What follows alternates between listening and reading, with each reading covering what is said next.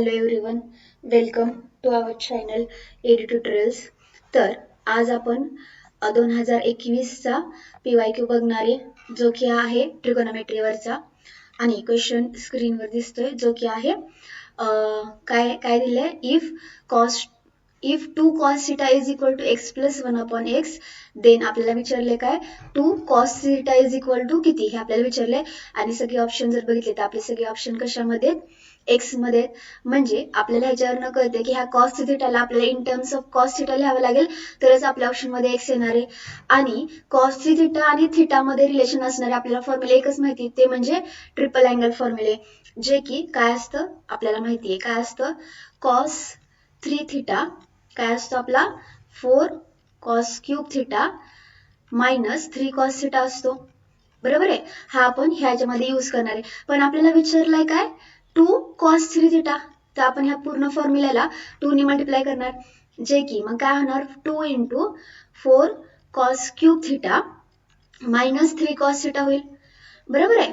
पण आता इथे आपल्याला जी व्हॅल्यू दिली ती 2 cos थिटाची दिली आहे आणि आपल्याला व्हॅल्यू पाहिजे ती cos थिटाची पाहिजे.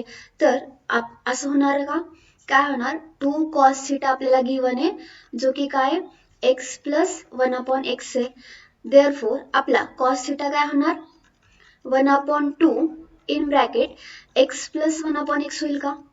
ही वाली व्हॅल्यू आपण cos थिटाच्या जागी पुट करणार, म्हणजे आपलं 2 इन ब्रॅकेट 4 आणि cos थिटाच्या जागी काय 1 upon 2 in bracket x plus 1 upon x, ह्या होल ब्रॅकेटचा क्यूब होईल का, मायनस 3 आणि cos थिटाच्या जागी 1 upon 2 x plus 1 upon x होईल का, हे असं होईल. आता हे जे आपण सिम्प्लिफाय केलं तर आपला आन्सर मिळून जाणार आहे, ठीक आहे.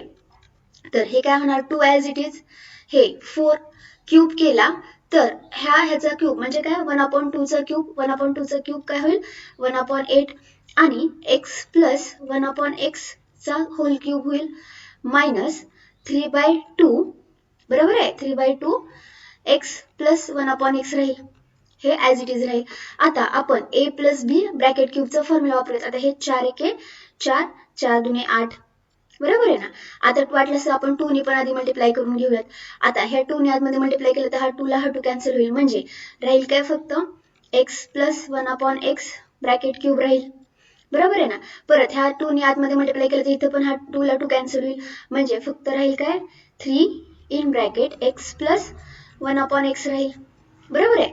आता आपण फॉर्म्युला वापरूयात. हे काय a plus B bracket cube, a plus B bracket cube काय असतो a क्यूब म्हणजे एक्स क्यूब, आपल्यासाठी a हा x झाला, प्लस 3a स्क्वेअर b म्हणजे 3a स्क्वेअर म्हणजे x चा स्क्वेअर इंटू b म्हणजे 1 अपॉन एक्स, प्लस 3a म्हणजे x आणि b स्क्वेअर म्हणजे 1 अपॉन एक्स चा स्क्वेअर म्हणजे 1 upon x square, plus b cube म्हणजे 1 अपॉन एक्स चा क्यूब म्हणजे 1 अपॉन एक्स क्यूब होईल का.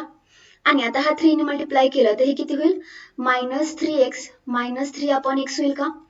आता आपण ह्याला सिम्प्लिफाय करूयात आणि ह्याला सिम्प्लिफाय केलं की आपला आन्सर मिळून जाईल, ठीक आहे.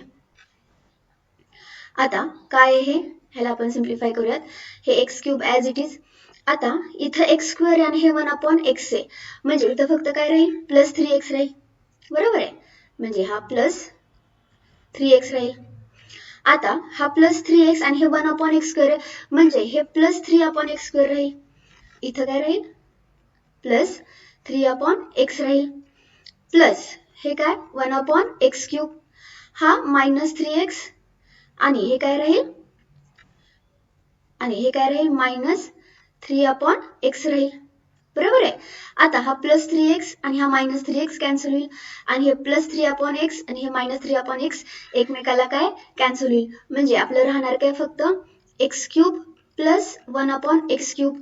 आणि आपल्या ऑप्शन मध्ये हे दिसतंय काय ऑप्शन नंबर ए, म्हणजे ऑप्शन नंबर ए काय आला आपला करेक्ट आला.